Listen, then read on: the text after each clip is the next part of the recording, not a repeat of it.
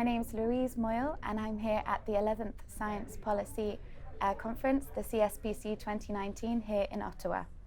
Now, I'm pleased to have with me here today Christophe Mauduit, who is a lecturer in science diplomacy at UCL in London in the UK. So thank you very much for doing this interview with us. No, my pleasure. Thank you for having me. Thanks.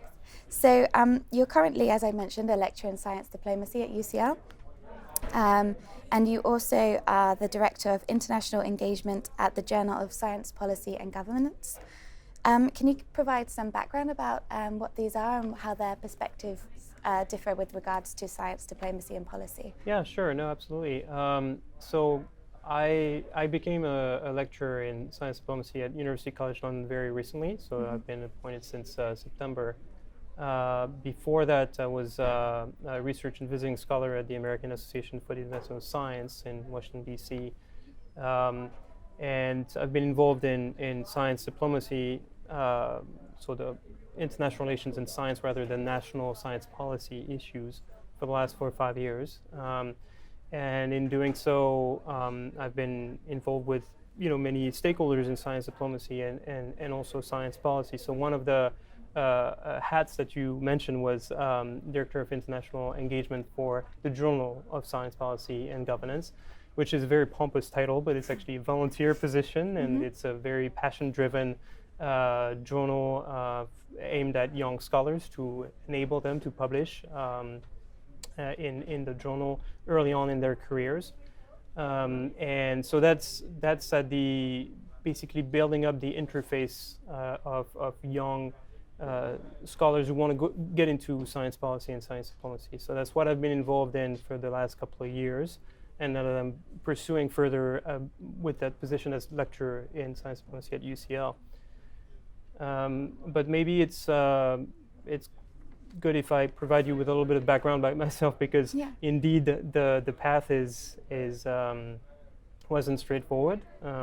So I'm a scientist by training. I did my PhD in astronomy and astrophysics in Paris at the observatory, so I'm from France. Did all my studies in physics and astronomy, and then went into postdocs. So like you, I also did about 5 years of postdoc researchers at various institutions. I worked for satellite missions, working with the European Space Agency and NASA satellites. But in doing my research, I met a lot of colleagues, classmates who were from many different parts of the world that were from countries like Angola, like Gaza, like Iran, many places that have very interesting geopolitical backgrounds in terms of their politics and geopolitical engagement. And that's sort of what sent me towards that path of international relations, wanting to know more about geopolitics and international relations and overall scientific development issues, because I felt like, being from France, I was quite privileged in having had access to a career in astronomy, which my peers and colleagues in various parts of the world didn't. So I went into international sort of scientific development, working for the International Astronomical Union. I was in Cape Town, South Africa for that, and then decided to. I was placed at the sort of the nexus of the border of science and diplomacy, talking to various ministries or governments, and so I eventually decided to know more about the field and went on to do a Master's of International Relations at the Fletcher School of Law and Diplomacy at Tufts University in Boston, which really cemented the two approaches of me as a scientist and also knowing more now about international relations diplomacy, and that's where I fell into that field of science diplomacy, if you will. Yeah. So I hope that helps clarify a little bit, who I am, what my path is, because it's unconventional, if you will. Yeah, of course. And so, like as you just explained, you've had a very international career so far in Europe and North America and Africa. So, from this, what do you think are the main challenges of science diplomacy at the moment, and especially with some countries taking this more nationalistic approach?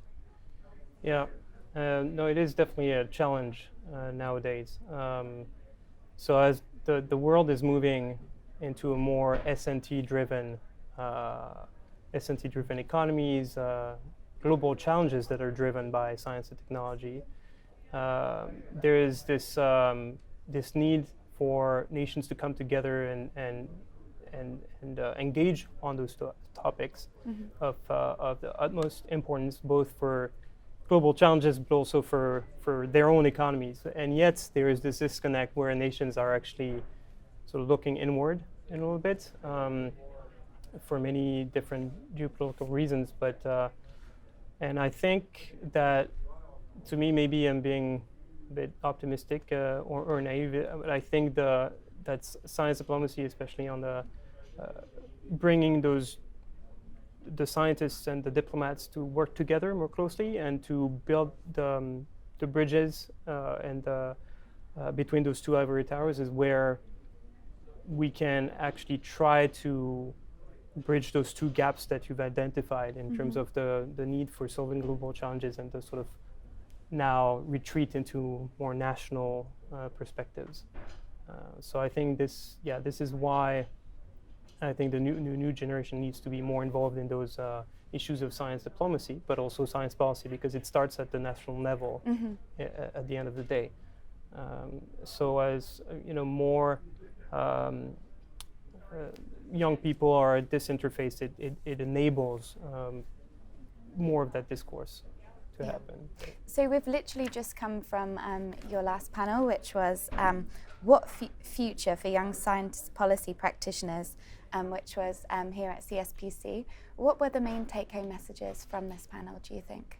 So interestingly, my panelists were amazing people. They're very diverse in their careers. They were representing from academia, government, nonprofits, the United Nations, wearing many different hats. And what they said is that there is not only, as we said, a need for people doing science policy and science diplomacy, but there is also the will from many to become boundary objects at this interface of science and policy and science diplomacy.